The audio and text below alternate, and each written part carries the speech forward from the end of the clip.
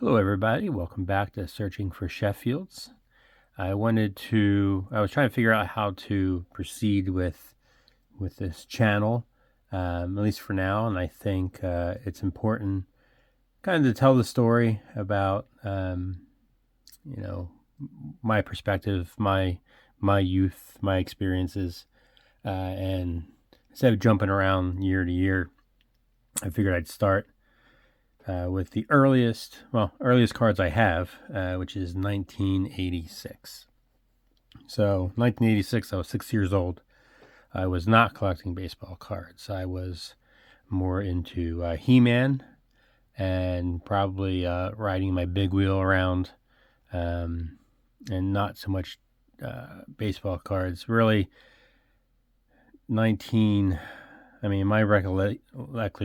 recollection of cards probably starts really in 1988. I remember 1987, but that was probably like not in 1987. That was 88, 89 when I was really getting into baseball cards and started kind of collecting some of the previous years. But 1986, my memory of 1986 baseball cards, specifically tops, was I had a neighbor, Todd. Todd was he was a couple years older than me, and he had baseball cards. And so when we started collecting, he had his cards were 1986. So that is my vivid memory of these cards. Never really went back and collected them. Don't ever remember buying any packs.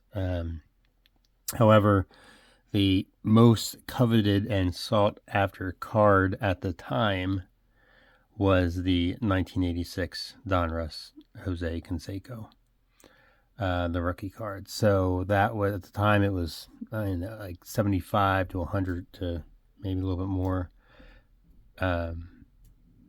which was at the time astronomical.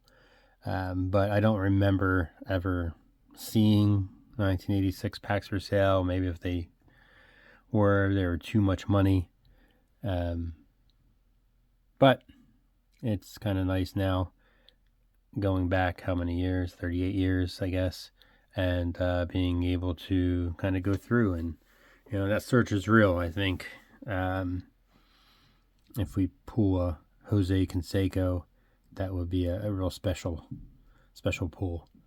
I'm not really in ripping these packs for a dollar value, although I did. So I'm not really. I don't know. I really don't get the whole new era. My experience with baseball cards ends in like the mid '90s.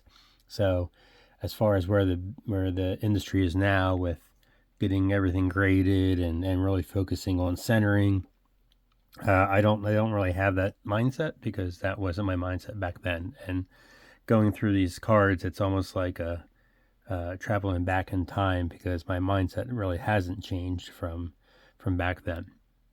But there are a few cards that, if we do get along this journey, I will consider sending off and getting graded. And the 86 Donruss Jose Canseco may be one of them. 89 Griffey Upper Deck would be the other.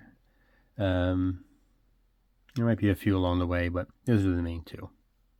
So let's start with the 86 tops. All right.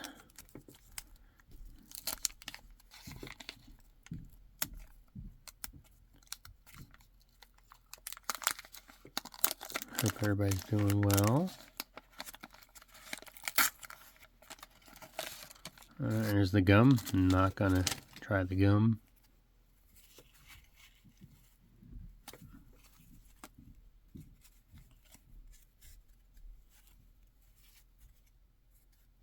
All right. So let's get started. Sparky Anderson. He looks happy. So Sparky was definitely a manager for a long time. All right. Angels leaders. These cards, they're not very exciting looking, are they? But, alright. Lee Lacy. Bob Baylor. Ron. Bruce. Hopefully the second half of this pack is better than the first half. Storm Davis. Sounds like a made-up name. Then there's always these Passes Live calls them propaganda pieces that's involved. And this was a special offer, set of 10 glossy cards. You had to collect 6 of these. And you had to mail it in, check or money order for $1. And I never did that. I don't know. Have you ever sent one of these offers in? I just always pass them to the side. All right, Willie Hernandez. Doyle Alexander. Oof, this is rough so far. Joe Orlock. Danny Heap. Mike Scioscia. All right, he was a decent catcher. I mean, he's not going up on the stand. All right. Revives and all right. So overall, not a great pack.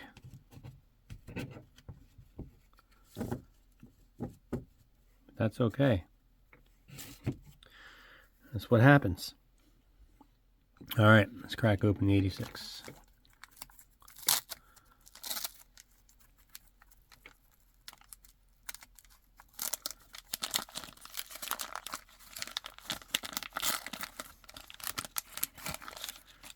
'86, of course, didn't have the gum, but they had the puzzle. That was a Hank Aaron, yeah, Hank Aaron puzzle piece. All right.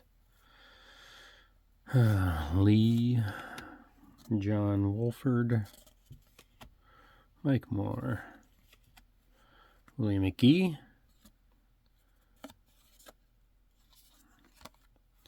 he's the best guy so far. Steve Farr, Glenn Hoffman, Eddie Milner, Harold Baines. I love the Diamond Kings. As far as like, I don't know, they're not really inserts, but special cards. Always really liked the Diamond Kings, so we're gonna put them up there. Pete Rose. All right, this is the manager / first base when he was, I guess he was a player coach at the time. Uh-oh. So he definitely goes up. And what I do is the cards that I like, I do have binders that I keep them in. So kind of have rules for the binders. I like, it doesn't really matter the card value, if whether it goes in the binder or not. And I only put one of each in the binder. So one Pete Rose 86 Donruss will go in there, and that's it. And Quisenberry, Jody Davis, Gary Pettis, Rick Honeycutt, Bill Doran. Okay, so that's it. That's a 1986. Not the most exciting 2 packs ever, but that's kind of the that's how I kind of want to go. I want to talk about the year, what was happening in my life, my recollection at the time, and then open a couple packs. Now, as we get through, I mean, I don't have a lot from 86, 87. I mean, even 88, there weren't a lot, but, 89 and then 90, there starts more and more different brands like Score and Upper Deck and Fleer. So there's going to be more packs open by year, and I might have to break up videos because of that. But for now, simple. Just have 86 Donruss, 86 Topps. All right. Hope everybody's doing well, and I'll see you on the next one.